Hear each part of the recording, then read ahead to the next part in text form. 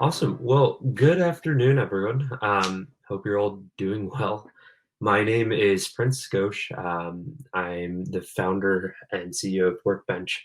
We build project management and production management software for modern brands and their contract manufacturers to collaborate on manufacturing information. So we sell to global brands across a number of different verticals: consumer packaged goods, apparel, home goods, etc.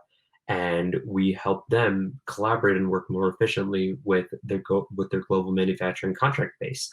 Their manufacturers are oftentimes in India, in Asia, in China, Europe, etc. So we're really helping streamline manufacturing communications and try to make the production of goods and products a lot more efficient. So just to give maybe a little bit of background about me, hi, Ayush, welcome, and welcome everyone for coming in and joining here. To maybe give a little bit of background about me, I joined Case Western the fall of 2015. So I was part of Case's class of 2019. I was a mechanical and aerospace engineer in my undergrad, involved in a number of things on campus, from student government to Hyperloop project, which I started, to research with the Case Western's Great Lakes Energy Institute. And I was a Think Energy Fellow there for a couple of years. And then towards the end of my senior year, I had a chance to start Workbench. So today I thought I would talk about university innovation and what it means to really start a startup. There's oftentimes a lot of misconceptions about what starting a startup means, and I just kind of wanted to go through some of them today, especially because starting a company is something that entrepreneurship over the last 10, 15 years has become something that's been highly evangelized in the university space. But there's not a lot of conversion from university startups to actually successful businesses. And it's sort of a curious case, right? And there have been efforts over the years from folks like Peter Thiel and the Thiel Fellowship to try and stimulate a lot of university students to start companies. And a lot of the ones that you end up starting are, say, a lot of the ones that end up starting and having successful outcomes oftentimes resulted in students dropping out of the university. So there's a bit of a pipeline problem we have between students in university settings and starting startups. And I think a lot of that comes down to misconceptions around what it means to actually start a startup. So today I wanted to go through a couple of different things, give a little bit of background and my 2 cents from my experience, just to give a little bit of perspective of where we are with Workbench. So we were accepted into Y Combinator, the global startup accelerator in Mountain View, California. We were accepted into their Winter 20 program. So moved out to California last January and did Y Combinator from January through March. So YC is kind of the sort of like the pinnacle of incubators and accelerators. For those who don't know, it's the origin of companies like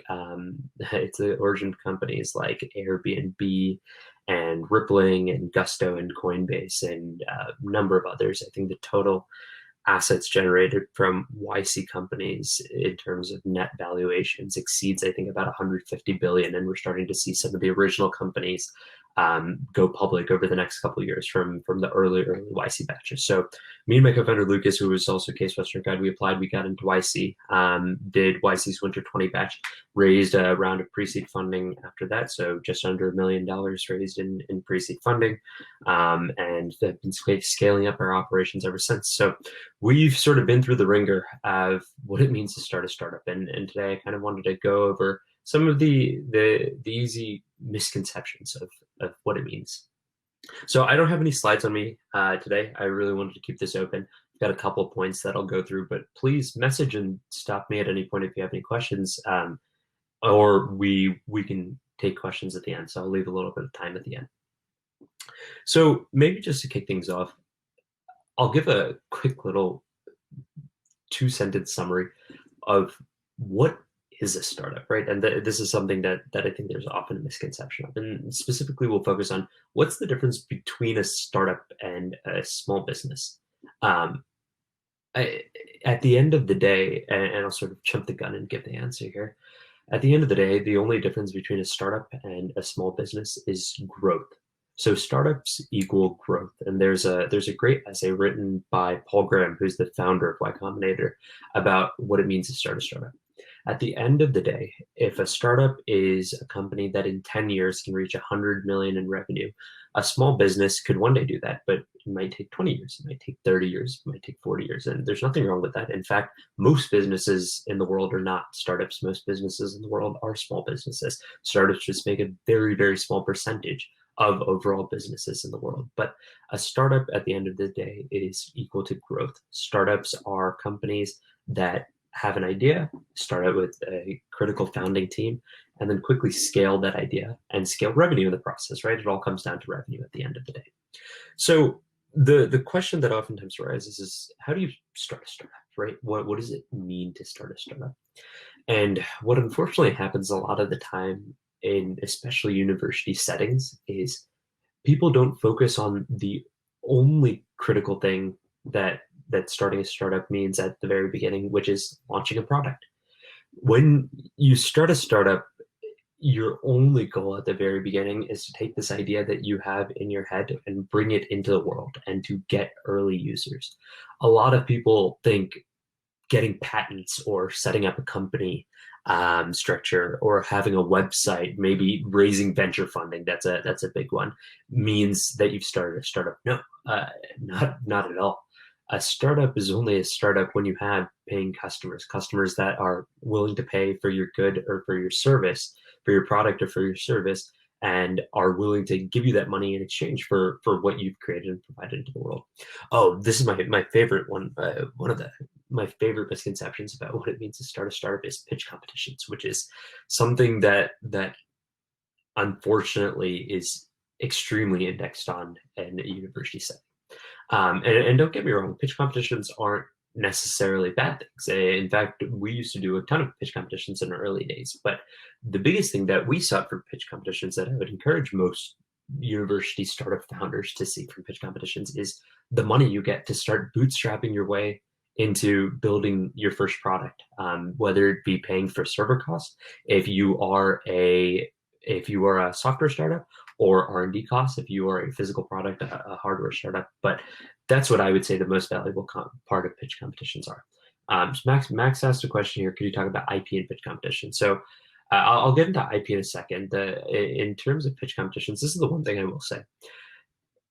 Winning a pitch competition does not mean you're a startup. Winning pitch competitions also doesn't mean that your idea is necessarily one that is going to scale into a good company. Winning pitch competitions means that you're decent at selling yourself for 45 seconds, which is, it's an important trait, but it holds probably next to zero correlation of whether your startup will actually succeed or not. The only thing that we'll be able to tell if your startup will succeed or not is launching a product and trying to get customers. And customers are the only set of people who will be able to tell you if your startup will succeed or not. Do pitch competitions if you want the free money, but don't take the advice and don't take winning as a metric of success or losing as a metric to mean your idea is bad. Most of the people who judge pitch competitions have never started a startup in their life. Most don't know what they're talking about for the most part and are giving you an evaluation of whether or not you're better than the other folks pitching in 45 seconds based on what they've heard from you in that 45-second time frame. So sales and customers are pretty much the only metric that can help you point you towards success. Max, I'll get to IP in maybe a couple of minutes here, so I'll jump that for right now. People oftentimes ask, what does it mean to start? Like, how do you get started with a startup? And the sort of dirty secret here is most startups begin as just projects. Most startups begin as side projects, as hobbies, as individuals who have reached a frustration point with some part of their life saying there has to be a better way to do this. And that's when startups start.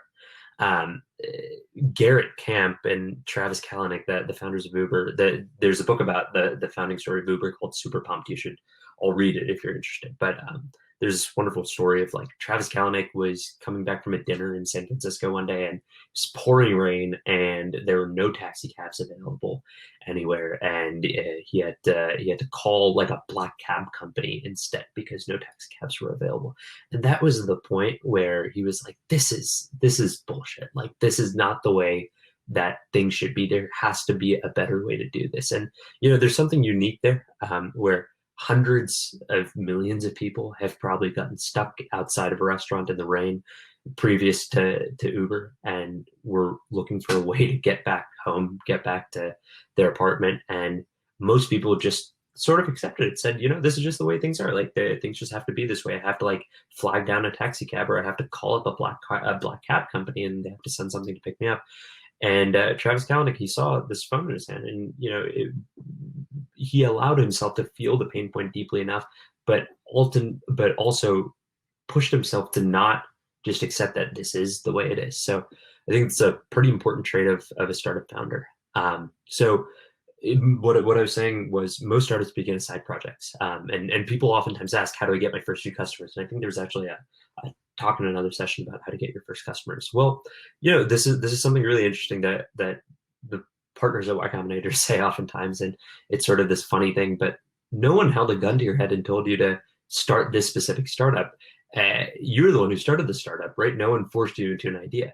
So arguably, you should start a startup where you know who your first 10 users are going to be, whether they are your friends, whether they are classmates, whether they are teammates, whether they are colleagues. And that's the basis of what it takes to start a startup, and that's where you get your first couple of users. There's one other type of entrepreneur persona that I think has grown in the last couple of years, which is like the domain expert entrepreneur. The entrepreneur who has spent time studying the market, seeing a gap in the market, and says, you know what, like, there is a clear niche in the market. There's a huge shift that just happened. And I'll get into the shifts in a second. And there should be a solution in the space. But even then, those are folks who are usually connected with other folks in the space who would be potential users. They've been going to trade shows or conferences. You should know who your first few users are. And if you don't, you're probably that's probably not the right startup that you should start. Ayush, you asked, say you have such an Uber idea. What are the next steps to make these ideas into reality? Great question. Learn how to build. That's the first and foremost thing I would say. And when I say learn how to build, I don't necessarily mean like you need to write all of the software that builds the first version of what you're building, but you need to at least be able to wireframe out what the user interactions would be like, and create that. The wireframing software is so easy to learn nowadays, and it's so powerful that you can get next to a like fake realistic mock-up and fool people into quote unquote testing out your software idea just based on wireframes. Learn how to wireframe and get really, really good at it. It's super easy. It's absolutely free. It just takes a little bit of time and effort. And then get technical. If you're not technical, get technical.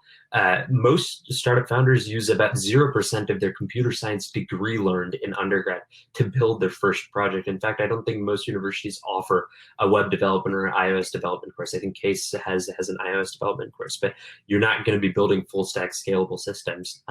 Start hacking on the side, like learn. There are so many resources around to be able to learn how to start building. And you don't, again, necessarily need to be able to build the full system yourself. You need to know enough where you don't come across you don't sound like a total idiot when you are hiring a first engineer to join your team, when you are hiring your first developer to come and join you. So you need to know enough. You don't need to necessarily build the full system yourself, but between wireframes and being able to architect out what a system would look like, both of which are very learnable things by yourself, that's enough arsenal in your pocket to be able to bring someone on board, a friend who's a developer, a software engineer who you met and who you have a good relationship with, to come on board and join you with what you're doing. So I hope that answered that question. The next point I'll get to is what gives a startup high potential to succeed. Right. So what are good places basically to look for successful startup ideas? There's basically two things. Thanks, Max. There's basically two main things. One is big macroeconomic shifts, and these are shifts in legislation, behavior, platforms, etc. So, for example, Uber was capable because the iPhone had just come out in 2008, and now you had a GPS enabled computer in your pocket, right? And there's so many things you could do that, from Uber to Foursquare to so many of the location enabled apps that we use today.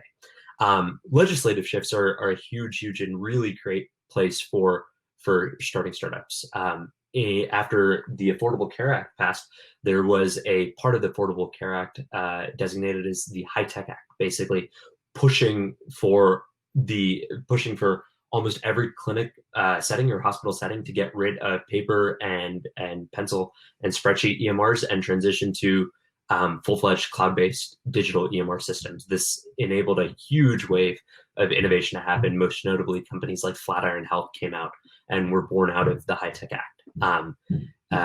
Take a physical platform shift like LiDAR and look at what Tesla is doing today with their autonomous vehicles. Being able to build an autonomous vehicle wouldn't have happened without LiDAR happening. In our case, specifically with what we're doing, the big economic shift that we looked at was a virus in China resulting in a diversified manufacturing base, where people are now shifting their manufacturing operations to a global stage and now need a better way to consolidate and streamline production and manufacturing information. So that's where we come in. So I would say shift is probably the first big thing that's required for a startup to succeed. Legislative shift, a platform shift, a behavioral shift. The other thing is a talented founding team with the ability to execute quickly in this space. So this means either really strong domain or technical ability. And by that, I don't mean that you need to be an expert. In fact, most experts, specifically like academic experts, so professors, researchers, et cetera, make really poor startup founders because they become so entrenched and nuanced with the way things have been up to this point. They almost have a blind eye to seeing what can be fixed. So there's something about starting out naive and quickly becoming an expert and teaching yourself that is so extraordinarily valuable in being a founder. But then the other part of it is the ability to move fast. And this has to do with the same thing as startups equaling growth, right?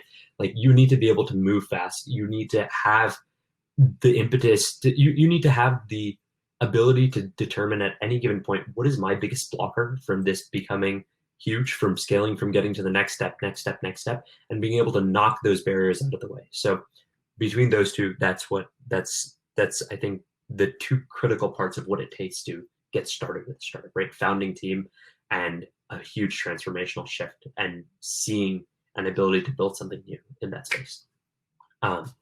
So now oftentimes people get to venture funding is something that's very closely associated with startups, right? And what I will say is not all startups take venture funding. And that's like a very true statement. In fact, very few startups take venture funding. So you can grow fast without venture funding, but if you want to grow really fast, it's kind of hard to without venture funding, especially because that's the way that the model has been. Venture funding is great when you have high R&D costs associated with your startup. When you need to crack a chicken or egg cycle. So in Uber's case, there's this chicken and egg cycle of how do you get you need enough drivers to get riders. So basically they had to supply the supply side of the equation, which was the driver side of the equation, right? So basically for a while, Uber just paid drivers to be on staff so that as soon as there was a rider that picked up and said, I need an Uber, a driver would be able to appear instantly. Venture funding is great for being able to subsidize that. Venture funding is also great when you have identified a startup, either a SaaS startup, a physical product startup, a service startup, that is able to return a venture fund, right? So you oftentimes hear about billion-dollar outcomes and why that's necessary, why you need to be able to hit $1 billion outcome in terms of valuation to raise a successful startup, to start a successful startup. The reason behind it is most venture funds work on a venture economic model where 99 out of 100 investments will fail and will not return any money. And one investment out of the 100 is what the fund will depend on to be able to return, to cover the losses for all of the above, and to return enough money over a 10-year time period, which is basically how long it takes to start a startup and go public on average. It needs to be able to, over that 10-year time period, beat the S&P 500. Otherwise, it would just make a lot more sense for a university endowment manager, a money manager to just put their money in the S&P 500. So why would you give your money to a venture fund if you can just get a 12, 13% year-over-year rate of return from the public market? So most software companies, which are a very standard technology company, trade at a 10x valuation to revenue. So if your revenue is 100 million, you'll trade at $1 billion. So the big question is, can you get to $100 million in revenue so that you're valued at $1 billion in a 10-year time span? So now imagine you had a venture fund and you had $50 million of assets under management in that venture fund. You're a traditional seed or Series A fund. You'll probably own 10% of a company if you make an investment in them when they go public, if you're a seed Series A fund. So 10% of a company worth $1 billion is a $100 million return. You raised a $50 million fund, assuming you've lost almost all the other money because all the other startups failed, and you have one return that netted you $100 million in return. That $100 million now split up over so you basically just 2x your fund. You doubled your return of your fund. So that's a 200% rate of return, right? Over a 10-year time span. Divide 200% over 10 years, that's a 20% year over year return rate. I think the S&P 500 averages like 12 or 13, right? So you're barely doing better than the S&P 500, especially as fund sizes grow from $50 million funds to $100 million funds to $1 billion funds to things like what SoftBank raised, so $100 billion funds. It starts becoming a really interesting question of how big does an outcome need to be? So a liquidation event, either an acquisition or an IPO, need to be in order to return a fund, and can you still obey the laws of venture economics with funds that large? So that's pretty much the three key tenets to starting a startup. Just to recap: one, focus on launching a product. All that other stuff, setting up a bank account, setting up a C corp, getting lawyers, starting a website, building your brand, like that stuff, that doesn't matter. Like all of that will come. The only thing that matters is putting your creation into the world, getting early users on it, getting them testing it, and getting them to start giving you money and generating early revenue. That is the only thing that matters. The second point was, what gives a startup high potential to succeed? Startups that have the highest potentials to succeed are ones that are built on the back of a giant shift, either in a platform shift, like the introduction of an iPhone or iPad, a legislation shift, like the Affordable Care Act mandating that hospitals go to digital EMR systems, or a behavioral shift act. I think something like Tinder is like a great example of a behavioral shift where people were now okay with dating online, and companies, a lot of online dating companies have been around for 10 years, and now with the rise of a new platform and an iPhone, there was a big behavioral shift that allowed people and pushed people to be comfortable with swiping right and swiping left, and that led to a huge company in Tinder. And then the last part is, when is raising venture funding right? And raising venture funding is right for a startup when there are high R&D costs associated, when you need to crack a chicken or egg cycle, or when you've identified a market that's big enough for you to be able to return a fund. So get to basically $100 million in revenue or $1 billion in valuation over a 10-year period at kind of a minimum, and that varies. So that's pretty much everything I have here today. Hopefully this was helpful, but I'd love to open up these last 5 minutes into question and answer. So happy to answer anything you guys want to know about. Literally anything associated with Startups 101. Oh, Cooper, I think of the fact that you moved your business to California. Do you recommend moving to a bigger market early? This is an interesting question. Nowadays, especially with software businesses, like our market is the world, right? So we sell to US-based companies, we sell to European companies, we sell to Chinese companies. It's so easy to deploy software anywhere, especially with cloud-based solutions, that your physical geolocation doesn't matter as much. That said, I would highly encourage folks, if you're interested in starting a startup, to move to California, to Silicon Valley, or New York is probably the only other place I would suggest. And I only say New York now because New York has kind of entered the point where there's about 10 $10 billion public companies in New York, companies like Datadog, PagerDuty, Peloton, a number of others are now in New York, and New York has reached this sort of saturation point where there's enough of a tech ecosystem there that I think can really sustain early stage startups in terms of enough venture money in the field, in terms of early employees in the field. I would absolutely 100% recommend that you go to a startup hub, so one of Silicon Valley or New York, if you're looking to start a startup. There's a momentum and an energy in being in places like those that you cannot get anywhere in the world. You will find your earliest users. You will find people who are willing to be on the cutting edge of technology and be able to, and who are willing to use products like far before they're ready to release to the rest of the world, just because there's so much of a culture built around it.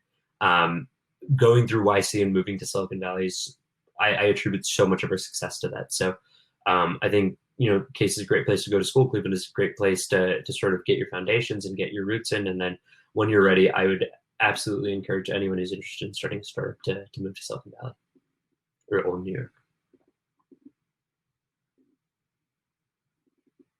Cool. All right, guys. So it looks like we are right out of time. Thank you guys so much for coming in, and hopefully this was useful. All right. See you, everyone.